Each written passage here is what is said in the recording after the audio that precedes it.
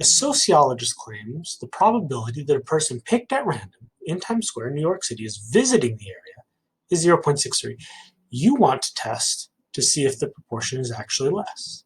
So we're going to start by identifying our null hypothesis, which we indicate with an h sub 0, and our alternative hypothesis, which we indicate with h sub a. Okay, so let's interpret what we are told here and interpret it in mathematics. So a sociologist claims the probability that a person picked at random in Times Square in New York is visiting the area is 0.63. Okay, so we're not talking about a population mean here. We're talking about the population proportion. Probability we can often use interchangeably with proportion. In addition, it actually uses the word proportion in the second sentence here.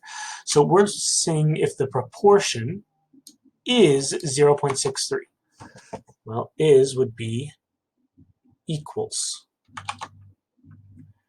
0.63. Okay.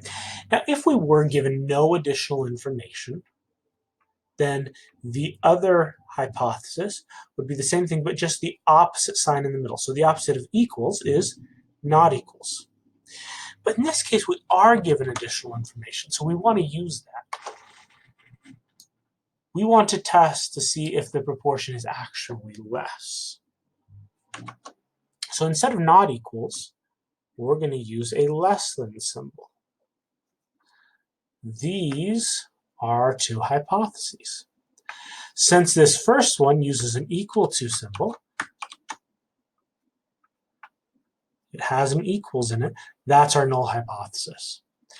This one does not have an equal in it, so that is our alternative hypothesis. And so let's input those. So our null hypothesis, we have a hypothesis on the population proportion, and our hypothesis is that the probability or the proportion of people visiting Times Square in New York City that they're actually visiting and not from New York is 0.63. And we are using as our alternative hypothesis that the proportion is actually less than 0.63. Okay, so those are our hypotheses. Now we have those out of the way. Let's identify our type 1 error and our type 2 error. Okay, so as we've mentioned previously in previous examples, in order to have a type 1 error, type 2 error, we actually need an error, right? So this first case, for example, you decide that the proportion of people in Times Square who are visiting is less than 0.63, when in fact the proportion of people who are visiting is less than 0.63. That's not an error. The conclusion we are reaching is the correct outcome in reality, right? Whereas option 2 here, you decide that the proportion of people in Times Square who are visiting is 0.63, when in fact the proportion of people who are visiting is less than 0.63. So we conclude our conclusion and the reality don't match. This is an error. So option 2 is an error. Option 3 is not an error. We conclude that the people who are visiting, the proportion of people who are visiting is 0.63. In reality, the proportion of people who are visiting is 0.63. So option 3 is not an error, so it isn't a possible answer. Option 4 is an error. We decide that the people who are visiting is less than 0.63. In fact, in reality, the proportion of people who are visiting is 0.63. So our conclusion and the reality do not match, so we've made an error in our conclusion. Okay, so the options in this case are option 2 and option 4. Okay, so we want a type 1 error in this case. A type 1 error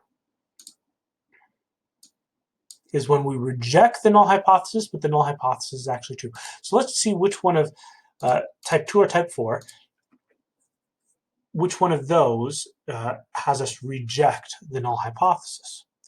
So option 2 is we decide that the proportion of people in Times Square who are visiting is 0.63. So proportion is equal to 0.63. So that means that that's a null hypothesis. That means we are not rejecting the null hypothesis.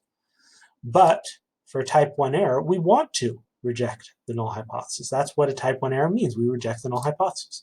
So it can't be option 2, which leaves us with option 4. Option 4 has got to be it. So let's double check that. You decide that the proportion of people in Times Square who are visiting is less than 0.63. Okay, so that means we are taking the alternative hypothesis as our conclusion. That's our decision, which means we are rejecting the null hypothesis. That's what we want for a type 1 error. We want to reject the null hypothesis. In fact, though, the proportion of people who are visiting is 0.63.